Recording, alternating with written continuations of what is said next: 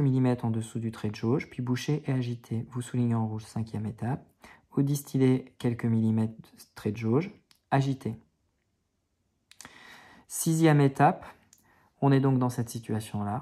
À l'aide d'une pipette Pasteur, nous allons ajouter de l'eau distillée pour que le bas du ménisque atteigne le trait de jauge correctement. Et donc 6e étape, vous soulignez en rouge, eau distillée, trait de jauge, pipette Pasteur, agitez. Si l'on reprend ensemble la fin des explications de cette partie, nous pouvons constater que nous avons ici une solution mère qui est la solution originelle de volume V solution mère exprimée en litres abrégé L et de concentration massique Cm soluté mère. Cette concentration massique est exprimée en grammes par litre abrégé G litre moins 1. Vous soulignez juste en rouge solution mère, V solution mère, Cm soluté mère. Ensuite, vous allez pouvoir souligner en rouge solution fille, qui elle a un volume de solution fille et une concentration massique en soluté fille. Ce que je vous ai montré préalablement, c'est que nécessairement le volume de solution mère est plus petit que le volume de solution fille. Donc le volume de solution mère est forcément plus petit que le volume de solution fille puisqu'on ajoute du solvant pour pouvoir fabriquer la solution fille.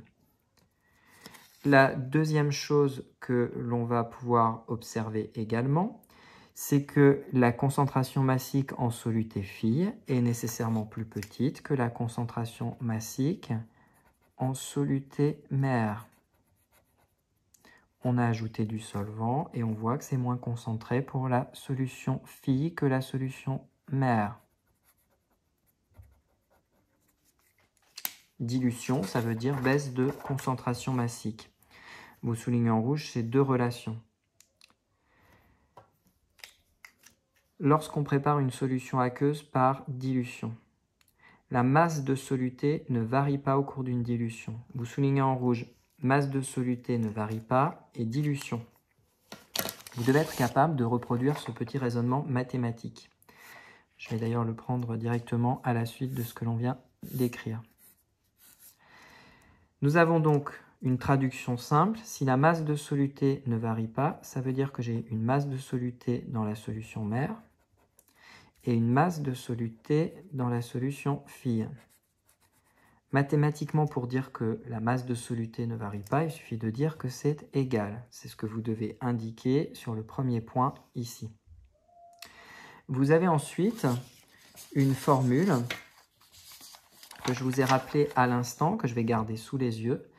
Cm soluté est égal à masse soluté fois V solvant. Je peux donc remplacer la masse de soluté de la mer par la concentration massique en soluté de la mer multiplié par le volume. Je vous rappelle qu'on peut remplacer le volume de solvant par le volume de solution. Donc par le volume de solution, attention à gauche, c'est la mer. Et à droite, Cm soluté fille fois le volume de solution fille. Nous avons donc une relation d'égalité entre le terme de gauche et le terme de droite, les deux concentrations, les deux volumes, chacune multipliant l'autre. Nous avons une relation où, dès le départ, nous avons dit que nous chercherions le volume de solution mère. C'est très fréquemment ce que vous aurez à faire. C'est ça votre inconnu. Normalement, dans votre cahier des charges, on va vous fournir la concentration que vous souhaitez obtenir en bout de course, c'est-à-dire que ça, c'est connu. On va vous demander d'en fabriquer un certain volume, donc c'est connu. Ou alors, vous aurez le matériel dont vous disposez, c'est-à-dire le seul matériel dont vous disposez, c'est la fiole jaugée. Par conséquent, on vous indiquera le volume de cette fiole jaugée. Et pour finir, on vous indiquera la concentration massique en soluté mère. Dans ce cas, eh bien, vous voyez qu'il est assez simple d'extraire le volume de solution mère. Je repasse au-dessus. Donc, le volume de solution mère, qui est égal à la concentration massique de soluté pour la solution fille, multiplié par le volume de solution phi divisé par la concentration massique en soluté de la solution mère. Peut-être qu'une petite vérification sur les unités peut toujours être utile. Vous aurez une concentration massique en soluté de la solution phi qui sera exprimée en grammes par litre. Vous aurez une concentration massique en soluté de la solution mère qui sera exprimée en grammes par litre. Vous aurez enfin un volume de la solution phi qui sera lui exprimé par exemple en millilitres. Cela pourrait être ennuyeux de ne pas le mettre en litres puisque toutes les autres unités font appel au litre. Mais dans le cas présent, on voit que les deux unités grammes par litre se simplifient. Et par conséquent, si vous avez fait le choix, judicieux ou non, de prendre le volume de solution phi en millilitres, vous aurez automatiquement le volume de solution mère en millilitres.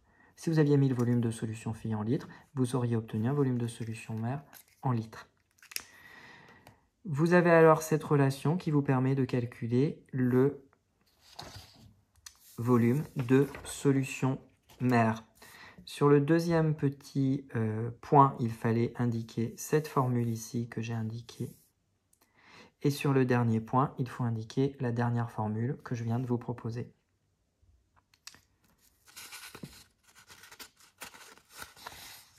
Avant de passer au grand 3, j'aimerais juste apporter une précision.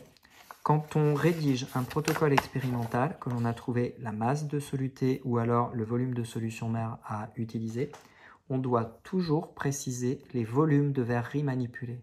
Donc dans un protocole en situation concrète, vous ne direz pas juste que l'on prend une fiole jaugée, vous direz qu'on prend une fiole jaugée de tant de millilitres. Vous ne direz pas que vous prenez une pipette jaugée, mais vous direz que vous prenez une pipette jaugée de tant de millilitres. On est donc précis sur le matériel manipulé. En ce qui concerne la contenance du bécher, il n'est pas nécessaire de préciser. Pour finir, une méthode pour essayer d'accéder à une information cruciale. J'ai une solution aqueuse qui a été fabriquée peu importe comment et j'aimerais accéder à la concentration massique de cette solution aqueuse. Une méthode qui permet de réaliser cet objectif, de répondre à cette problématique, c'est ce qu'on appelle un dosage par étalonnage. Vous soulignez en rouge, dosage par étalonnage. Petit 1, dosage. Un dosage est une action qui consiste à déterminer la quantité de matière ou la concentration molaire, ça n'a pas été vu en secondes, ou la concentration massique, ça c'est notre objectif, d'une espèce chimique contenue dans un mélange. La très grande majorité des dosages se réalisent à partir de solutions aqueuses. Ça tombe bien, on est dans le chapitre sur les solutions aqueuses. Un dosage par étalonnage est un dosage mené par comparaison d'une grandeur observable ou mesurable entre la solution contenant l'espèce chimique à doser et un ensemble de solutions aqueuses étalons. Solutions dont toutes les caractéristiques utiles sont connues, contenant la même espèce chimique. Évidemment, si les solutions aqueuses étalons ne sont pas comparables à la solution aqueuse que l'on cherche à étudier, ça n'a pas de sens de faire un dosage par étalonnage. Remarque, comme tout autre résultat expérimental, le résultat obtenu pour un dosage par étalonnage est entaché d'incertitude. Une erreur relative de l'ordre de 5%, c'est-à-dire 5% d'erreur, est généralement admise. Un dosage par étalonnage n'étant rien destructif pour l'échantillon de solution aqueuse étudié. C'est là un de ses avantages. Un dosage par étalonnage est extrêmement chronophage. Vous soulignez en rouge dosage par étalonnage. Vous n'avez pas besoin de retenir globalement la définition générale. On va voir ça plus en détail dans le petit 2. Mais vous retenez l'avantage non destructif et vous retenez l'inconvénient chronophage. Chronophage, ça veut dire que ça vous prend beaucoup de temps à faire. Petit 2, dosage par étalonnage. Je vous invite à souligner en rouge cette expression, vous devez la retenir correctement.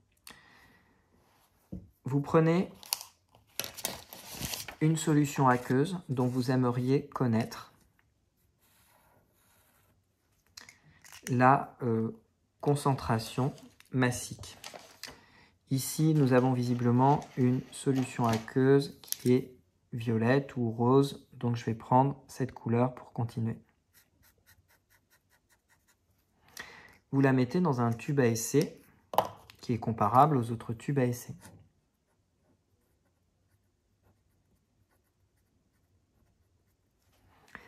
La grandeur observable ou mesurable dans ce cas-là est assez simple. C'est la couleur. Ça ne se mesure pas, ça s'observe. En seconde, on se contente d'observer. Cette couleur sera plus ou moins intense.